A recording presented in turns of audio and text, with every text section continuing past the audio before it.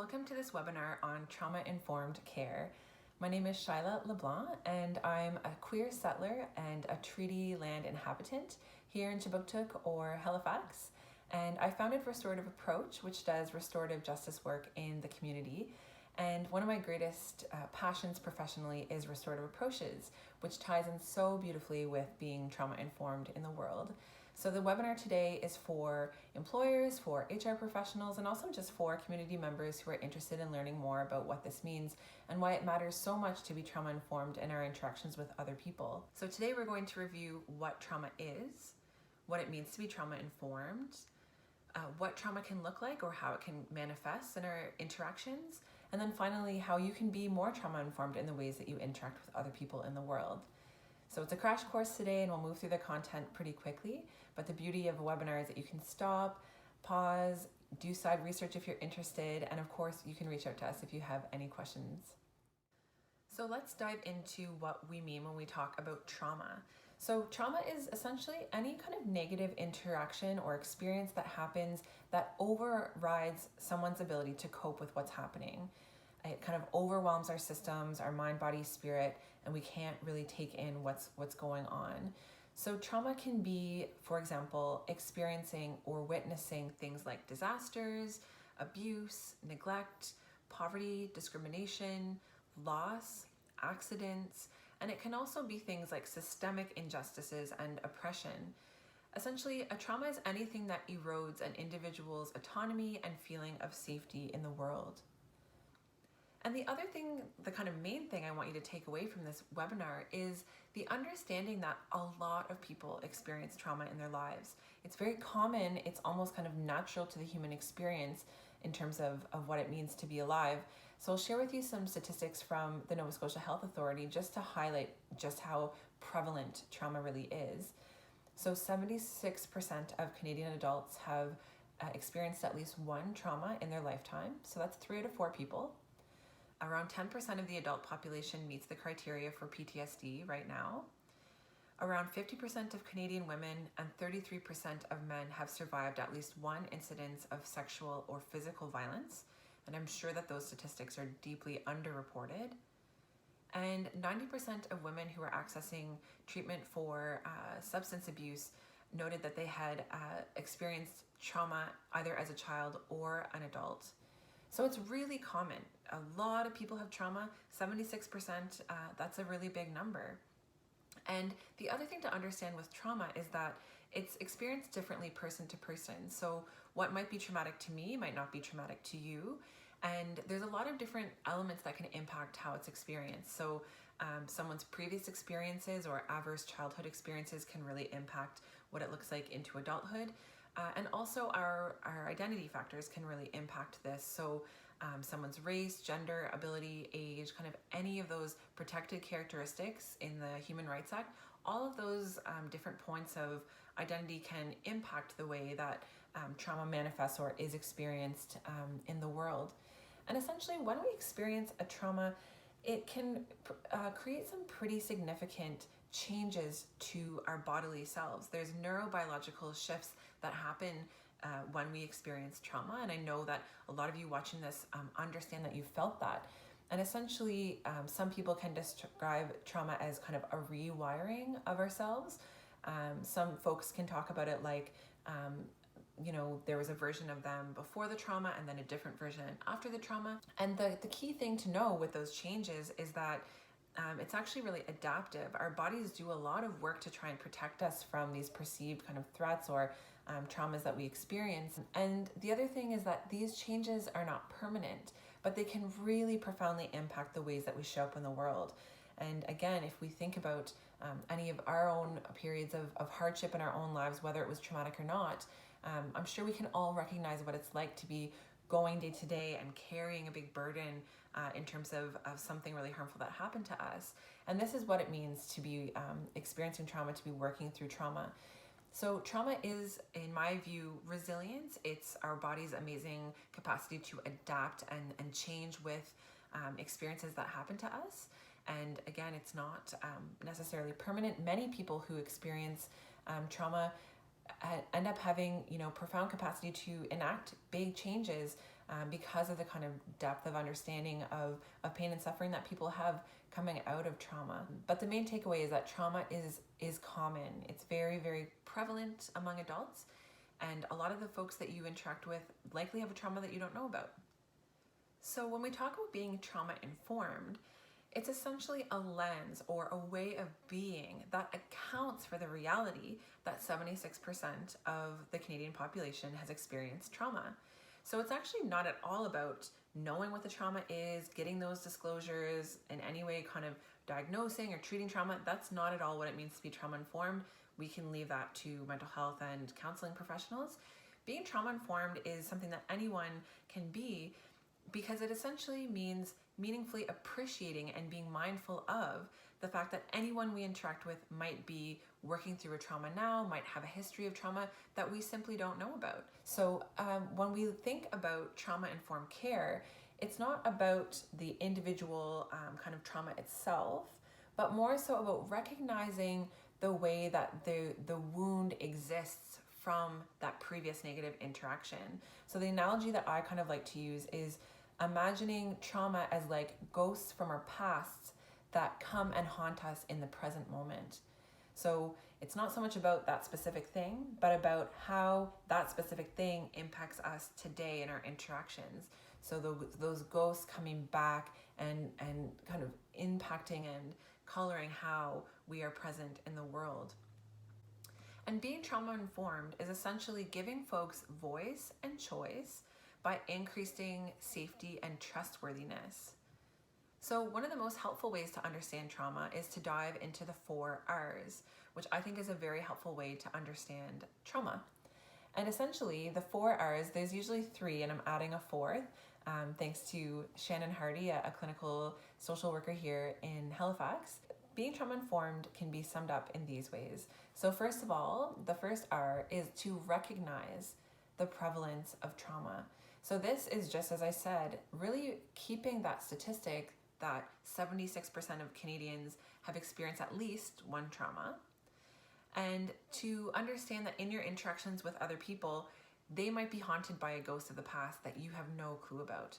And that's okay. I'm sure that you as an individual can reflect on those times when, again, you've been carrying something difficult or painful that no one is maybe aware of or few people are aware of. So the first thing is just to understand that trauma really changes us as people and can take a long time to heal from, and that when people are traumatized, they need special support and care. The second R is to respond in a way that accounts for that.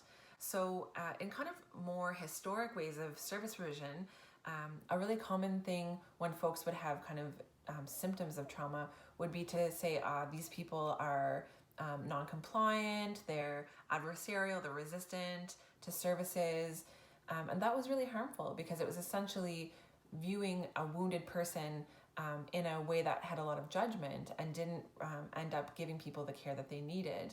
Essentially the kind of my way or the highway service provision, which thankfully a lot of organizations and communities are shifting out of. So in the second R, to respond with that kind of knowledge of trauma, it means that we, the more that we understand trauma, the more that we will respond appropriately to the behaviors that we're seeing.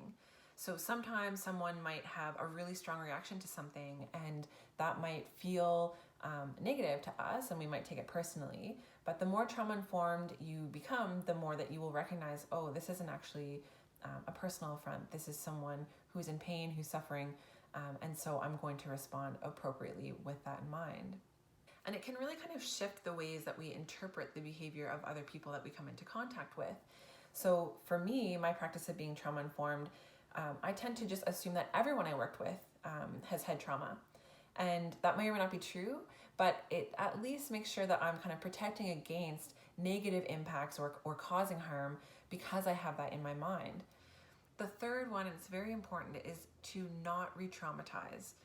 Don't re-traumatize. And essentially what re-traumatization looks like is when we work with people or when we're interacting with people and we aren't very mindful of the trauma that they're going through and might kind of bring it up again, sending them kind of back into a traumatized physiology.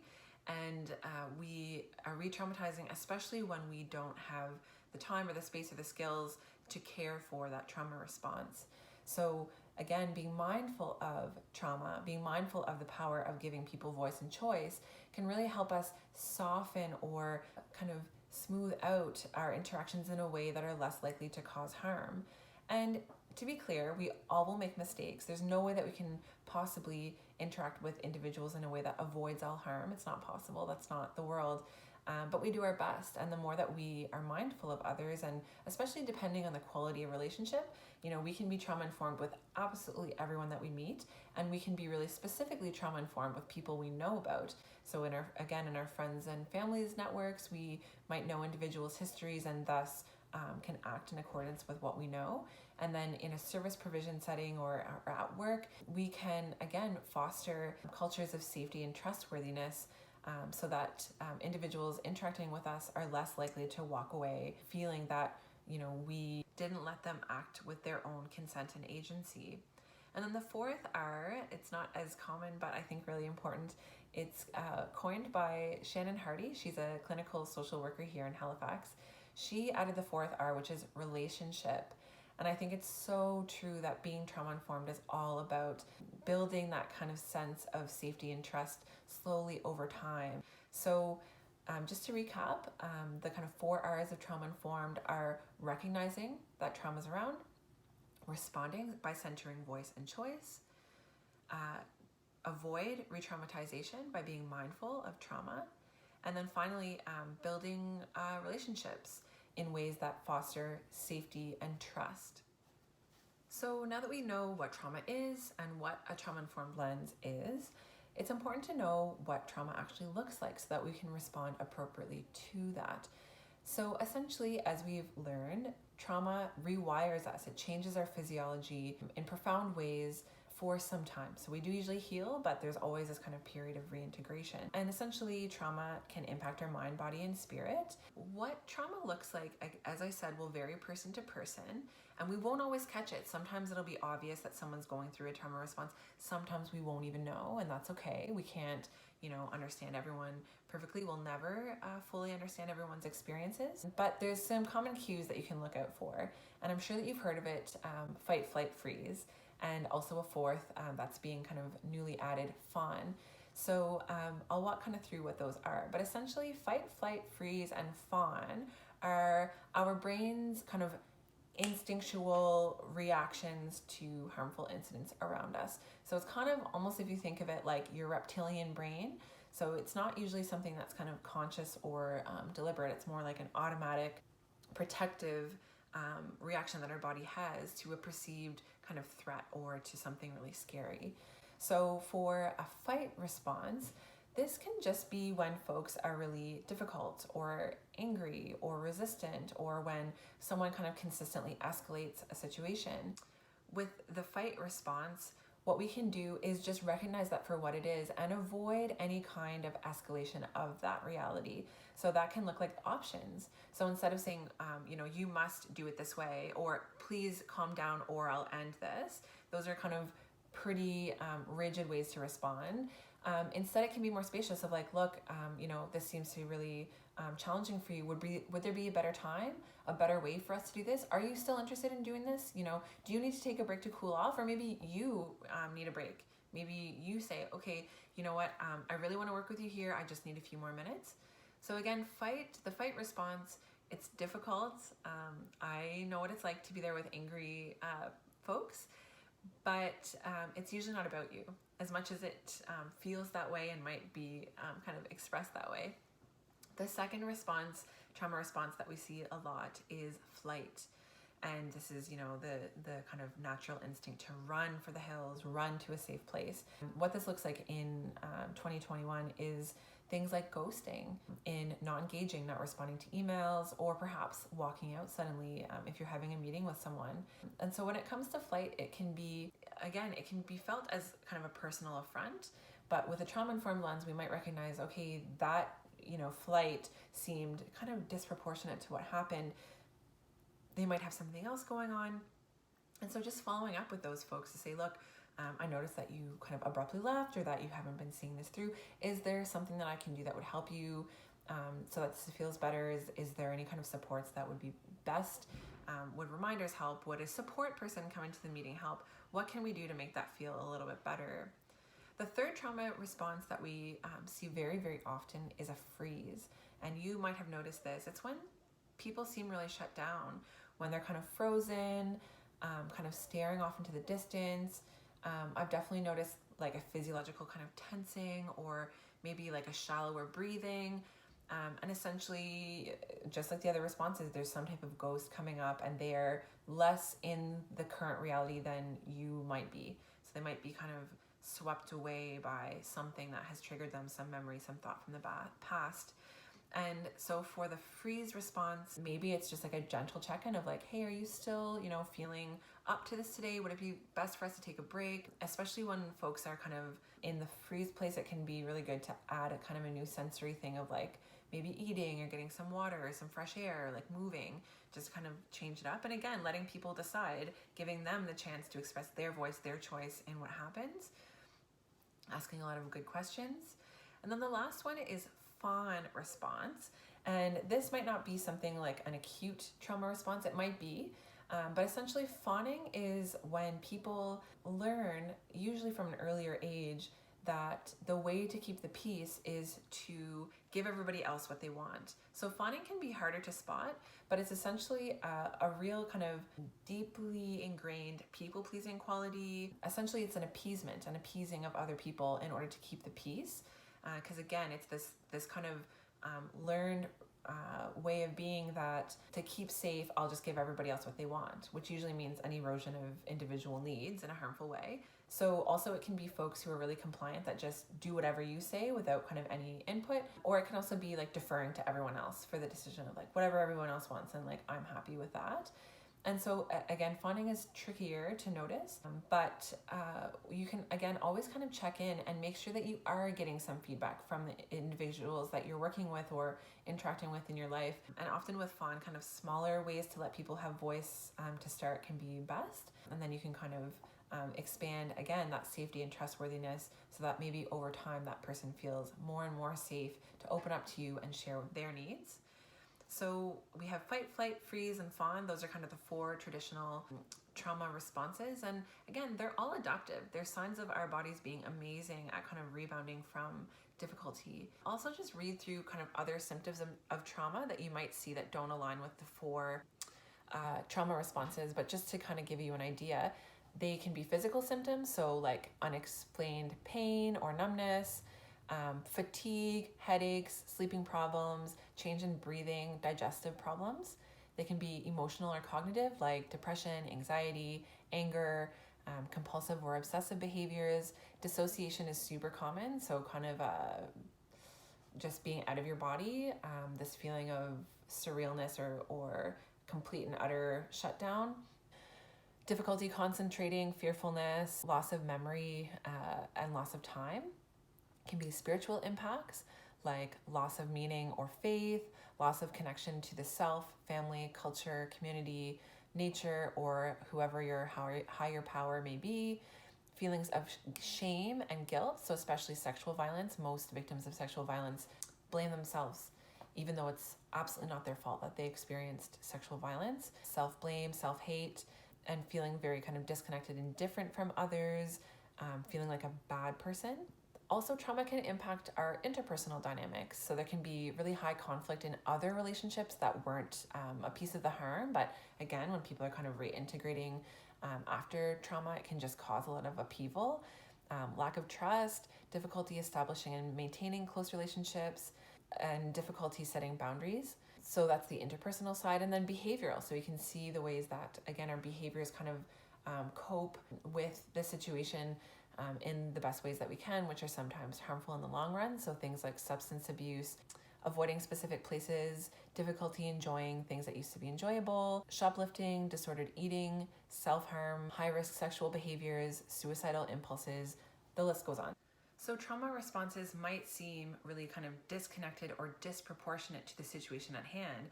And that's because it often is. That is kind of what a trauma response is all about, is that our bodies are really impacted and rewired by whatever harmful experience we encountered. And this changes how we see the current reality, the current present. So while, as we shared at the start, something might seem really normal and fine to you, that can be something that's really stressful and harmful to someone who's healing from trauma. I hope that you have learned in this section that trauma looks like a lot of different things. So now that you know this information, it might really shift the ways that you're seeing what's happening in front of you. So again, instead of viewing it as like a personal affront or an attack or somehow someone being difficult, we can really start to have this more compassionate understanding that like, who knows what this person is bringing in with them? Like, it's very likely that there's something going on that we have no clue about, and how can we respond in a way that cares for that instead of kind of further disconnecting or further isolating or punishing that person for whatever harm they experienced. So finally, let's touch on what we can do to be more trauma informed. And I've given little hints and tips already, but we'll kind of dig in more appropriately. I mentioned earlier the importance of voice and choice, and I think that responding in a way that centers that is the most important thing. And so the voice element means really making sure that individual people, no matter what the interaction is, have a say in what happens. So if you have, a one-size-fits-all or a my way or the highway kind of style, I can tell you right now that that is absolutely leaving people out and causing undue harm to the people that are going through a rigid process. So when folks have voice, they basically are able to express their consent at every turn of interactions. And consent is such an important piece of a trauma-informed lens, because essentially trauma is an erosion of personal autonomy and safety. So really seeking consent is A, very simple, very easy to practice, and B, can really help folks regain a sense of kind of agency and personal control in what's happening to them. So, when it comes to seeking consent, it's really basic. So instead of saying, we're going to do this, you can say, are you open to doing this? Or even if you're trying to ask a question, you can start by saying, is it okay if I ask you about X, Y, or Z? So it's really about offering a lot of questions and getting confirmation through a yes. That's the way that we build consent. So it's getting out of the mindset that, what you say goes, and really into the mindset of confirming with everyone else. Is this what we want to do? Are you open to that? Does that feel right now? Would you rather do something else? Is there a way that I can be more supportive? So that's the kind of voice side, letting people kind of have a say. The choice side is really about offering options. So similar to the consent idea, you want to get out of this kind of prescribed my way or the highway state of being, and really get into a place that offers a lot of options. So if you're an employer, it's really important to make sure that all of your processes have options. You really want to make sure that there are chances for folks to give feedback about what they do and do not want, or what does and does not work. So letting people have tons of opportunities to share, like, how is this going? Are you okay? Do you need anything before we start this meeting? Would any accommodations be supportive? Is it okay if we start with this? Can we shift to that? So never ever just doing anything, but always seeking that yes before you begin anything with anyone else. What would you think if we did this thing? How would that feel? Is there anything else that I can do? Those questions are really meaningful to people. And we tend, especially if you're coming at this from a professional standpoint, we tend as service providers to be the ones who kind of have all the answers and fill the space. And it can be such a profoundly impactful shift in practice for the better to really start governing our service provision through questions, through letting the person who's in front of us decide how things go, instead of, I know how this meeting will go and what you need. Because again, if we don't serve the people in a way that feels that way, feels supportive to them, then we haven't really done what we came to do. For me, I'm always trying to find more ways that I can add in questions or different kind of avenues of choice, so that there's never going to be a one-size-fits-all approach, and anything that I do will be responsive and flexible to whoever are the humans in the room with me. So safety can really look like many different things. It can be having spaces that are physically comfortable, that are bright and easy to access, that have kind of thought through accessibility concerns. It can look like processes that are, again, very spacious in terms of giving people lots of chances to do things in a way that works for them. It can be providing really clear communication around what's going to happen in a process, or how to get to a certain place to receive services. If folks need to navigate complicated parking, or if they need to navigate a big office building, it can really help to kind of walk through what that is. The other thing with safety that I recommend, especially for employers and HR folks, is to do that kind of client view or customer view walkthrough of whatever it is that you do. So being mindful, even from the transit to an office or a workspace, doing that bus ride to see how difficult it is to get there, if folks are taking transit, and then right from the first moment that you walk in, like what is it like at face value for the first experience that people have to come in? Is it welcoming? Is it bright? Is it spacious? Is it private? Do people feel heard? Is there long delays? Is it noisy? Is it, I'm sure we can all think about countless offices or spaces that we've been in that just feel very clinical and institutional, and we don't feel as relaxed there. So the safety piece is really about being mindful of giving people the information that they need to access spaces. And then the trustworthiness, I think, is really built over time. And to me, the trustworthiness is built by honesty, and I think also by making sure that you have personal integrity in your interactions with other people. So being honest, and also making sure that as a part of your kind of personal integrity, that what you say and what you do are in alignment. That's, to me, the best way to understand integrity, is that you say and do the same thing. So if you say that you're going to work with someone in a good way and you're able to go at their pace and give them what they need, then make sure that you follow through with that. And, if you are unable to give certain services or supports, then it's also very much a part of being, someone with integrity to say, look, I'm not the one that can see these different things through, but someone else maybe can. And I think the other thing that I'd like to say about being trauma-informed is that a big part of the work is also recognizing our own traumas. So as much as we can be spacious and mindful of the experiences of others, I think we ourselves have so much to gain by reflecting critically and gently on our own histories and what things in our world might trigger us as well. I always find that if I have a big reaction, it's always a kind of a moment or a flag for me to kind of think about, what is it about this that set me so off compared to something else? And, when we ourselves can become more reflective of what we bring to the table, it can also really help us find compassionate hearts as we work with other people, because we start to realize that we are all actually connected when it comes to being in this process of experiencing harm and healing and navigating what that looks like. We're in it together. And so again, this trauma-informed viewpoint really is all about that, in terms of recognizing what we all bring, which ghosts are coming for us and when, and how can we get to know what that is for us and for others, and make sure that everybody feels safe and cared for if the ghosts are coming back to haunt. And I also just wanted to touch on what it can mean to kind of build resiliency. And ultimately, when people experience trauma, it's their own journey. I think a trauma-informed lens is also very appreciative of the sovereignty of individual people. We can never experience someone else's life. We never fully understand what anyone else is going through. We can certainly have empathy toward everyone and compassion, but we'll never really know. And no one will ever really understand us fully as individuals either. And so it's everyone's personal responsibility to heal. We can't heal others. They must heal themselves.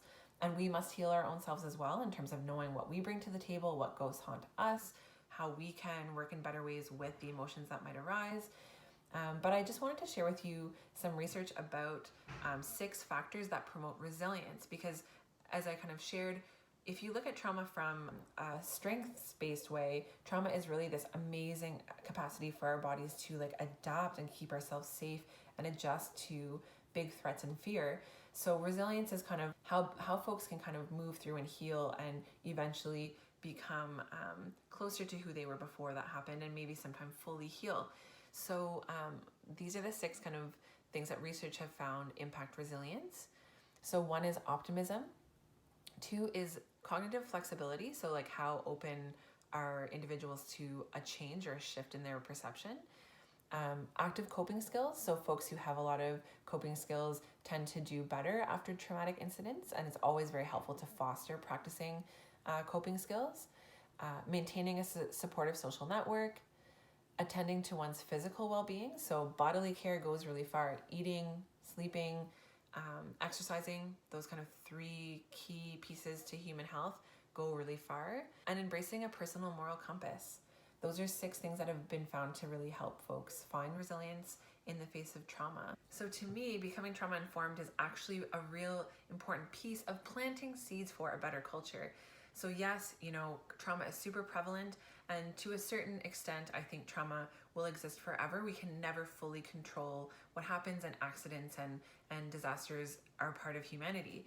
But I do think that we can really transform our culture away from oppression and dominance into cultures that are dignified, inclusive, and safe for everyone. And by you becoming trauma informed, that's certainly part of that transformation, where we start to really see ourselves in different ways and really care for the pain that we might be experiencing, both individually and collectively. And so I hope that through this video, you've learned about trauma, you've learned about what a trauma-informed lens is. I hope this has inspired you to add trauma-informed care into whatever it is that you do, whether it's personally or professionally. And we'll also include some resources under this video or nearby for you to click to if you want to expand this. There are lots of folks in the city, myself included, that do trauma-informed training. There's also a wealth of Canadian context researchers and reports and all kinds of great things online that you can look to in terms of how to foster a more trauma-informed world. So as I said, if you have any questions, you can reach out to us, and I hope that you walk away with a more trauma-informed lens. Thanks.